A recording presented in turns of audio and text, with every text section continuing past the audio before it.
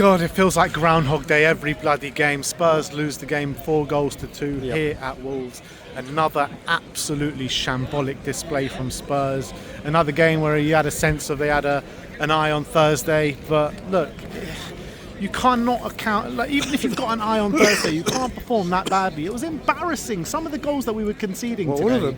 Pretty much every single goal we conceded today was absolutely embarrassing.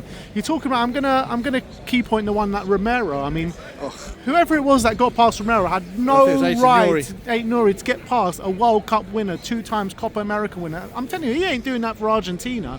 No. It's shambolic, some of the defending that we saw on display today. With that one you picked out, it was on the inside as well. We should have known better. As soon as you're turning in, it was just for want of a better term, it was a clusterfuck, wasn't it? It really was. And every goal was like that. Every goal was from our own downfall. It was just a really, really disappointing away performance, and they had our number, didn't they, from the start? Mate, again, like every game we come into it, do not concede early, do not concede a big chance early. Within 2 minutes here, we're 1-0 down with Aït-Nouri goal. Yep. And we conceded 4 today, but reality is we could have conceded 6, 7, whatever. Like 4-2 pretty much put a bit of gloss on it for us, because I think it flattered us, that scoreline today. It did. You know what? Even when we got both goals as well, you could sense maybe there is that. Every time we scored, it was just the 1 goal deficit. Yeah. And you thought, you know what? Maybe just a bit of sustained pressure. Maybe we can get the point, or maybe even go the extra distance and get the 3 points ready to take us into Frankfurt. Get those goals. And they always say you're most vulnerable once you scored a goal. And boy, that was so true today, wasn't it? Mate, it's like 1 step forward, 2 steps back every single time with Tottenham Hotspur. And it's so frustrating. I'm just getting fed up of it, to be honest. Just coming to these away grounds, watching us at home, nothing rowdy on the games, and the guys are playing like it. There's no like professional pride to wear the badge in these kind of games. I mean, what is going on? How is this manager still in the job? I will say today was more like 2 steps forward, 4 steps back. Yeah, probably. They just don't seem focused, do they? They know all the eggs are in the Europa League basket, but that's now 17 Premier League defeats in 32. But I mean, have some pride about it. You've got all these travelling fans every single week, every other week in these away grounds, and you put in carbon copy performances. I mean, there's just nothing to go on. I mean, there's literally, we watched a game in 90 minutes today. We scored 2 goals, 2 very lucky goals that we scored, by the way, and there's just nothing to take away from it. No, the only thing, like we said in the thing when we're talking at half time, Matthias Tell's movement is fantastic. It's absolutely fantastic, but we just don't pick him out. He was making all the runs, calling it, wanting the ball early. Nope, you're just not getting it. And then Bergvall setting up the first goal, he came on and literally started charging. Obviously he made a couple of mistakes in the game as well, but this is what we're holding on to now. I'm now coming out of a game saying the most impressive thing was Matthias Tell's movement. Yeah. Which is ridiculous. And we came into the game, right? We were talking before the game. We said the most important thing today is to get some minutes into Decky's legs. Yep. We saw some minutes. We also saw some calamities from Decky today in terms from a defensive perspective in the goal that we did concede. But at least he's got some minutes in his legs going into the game on Thursday. Yeah, but the other thing you said as well, what did you say as well? That since January now, Richarlison's got more goals than Solanke. I mean, it was another... Since Solanke's come back, Richarlison's goal makes it 1 more goal than him. And I've been a fan of Solanke, but today he was just... He just wasn't at the races. Yes, we can all talk about whether he's got the service or not, but he's got to get in that box more. He's got to make himself available. It's just, I don't know what happens now. It's the end of the season can't come soon enough. Like I said, we come away, and the most important thing that we're discussing is Matthias Tell's great movement. And someone said to me just, we're leaving. Ben Davies. You look at Ben Davies, all right, he's been here 10 years now. But in those 10 years, he came and he saw the glory, or not the glory, but the great times and what we had. And yes, it's the end of his career, and yes, it's whether he moves on or not. But you look at the Spurs he may potentially leave at the end of the season. So the Spurs he joined, my God, it's night and day, isn't it? It really is night and day. And I don't even know what to say anymore. Like you said, that's the key takeaway from today. The season can't end soon enough. Yep. And it's like, that is the sentiment from everyone in that away end today. Like, when we scored, there was barely any celebration. Correct.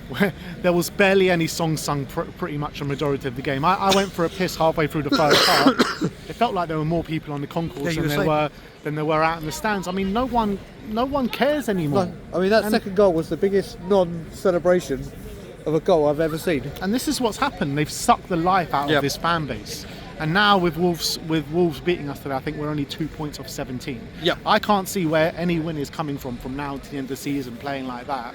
I mean, it's a genuine chance we finish 17th this season. I mean, well, if you look at it, let's just be serious. If we just look at the next two games, it's Forest at home, who have stuttered a bit. And then obviously you've got, like I said, Liverpool away. So it's not a good end to the month. It's not the best. We are in a bit of a mess, and season cannot wait to be over. But Tell's movement, crack on. Not like Brian to find the positives. Mate, and honestly, stick to those I was so positives. impressed with his movement. I really was. And we just didn't get the service. He got a goal, didn't he? Off the far post. Brennan Johnson was pretty much non-existent, although he got the assist for Tell's goal. But yeah, honestly, I wanted to come here and try and speak positively. But there's nothing. There's nothing to go on. Basically, what we saw on the pitch is being reflected off the pitch. Yes. Everything is a shambles at this football club, and it's just like, what do we need to do for a change of manager? I don't understand how this manager has survived this long. Four goals conceded against a team in 17. You look at a club of our size, or not even a club of our size, if you've lost 17 games in out of 32. Yeah.